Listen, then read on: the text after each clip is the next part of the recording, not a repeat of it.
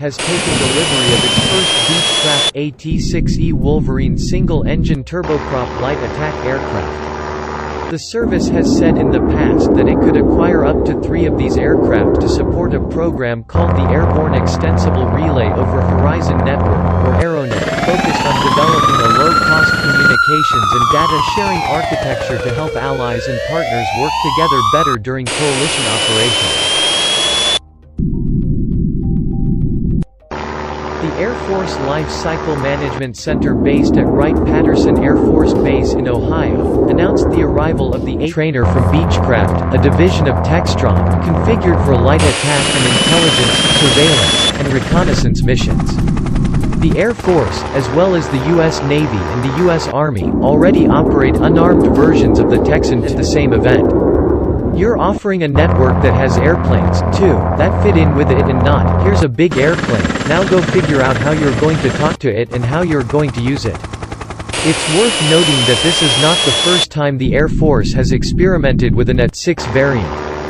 The service has tested these aircraft on multiple occasions as part of various programs stretching back more than a decade now.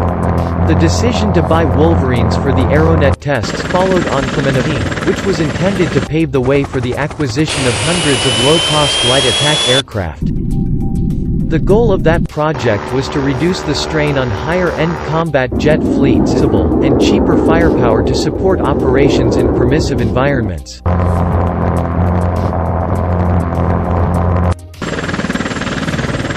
The cancellation of that light attack aircraft program also led into a plan to get up to 3 Embraer A-29 Super Tucanos via the U.S.-based Sierra Nevada Corporation for Air Force Special Operations Command. AFSOC would then use those single-engine turboprop light attack aircraft to help combat aviation advisors and advising foreign air forces.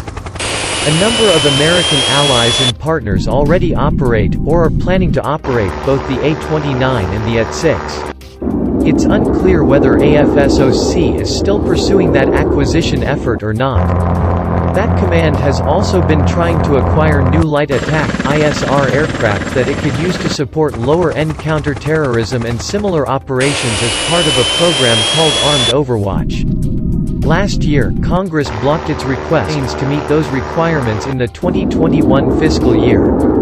However, Commander Air Force Lieutenant General James Slife said just recently that he is optimistic that legislators can be convinced to allocate money for this project in the next fiscal cycle.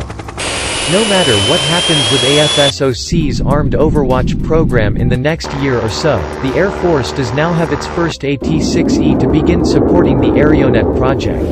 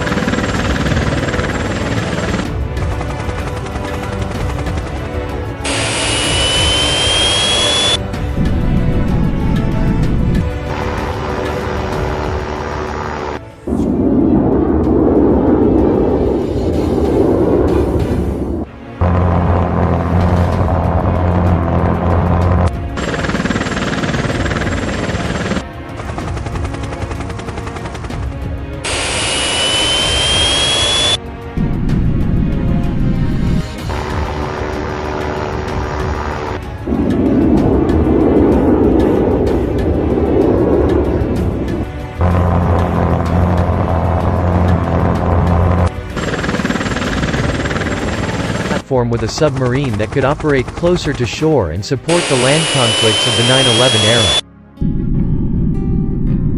The unprecedented peacetime expansion and modernization of China's People's Liberation Army Navy, as well as the introduction of new Russian attack and missile submarines, has prompted the U.S.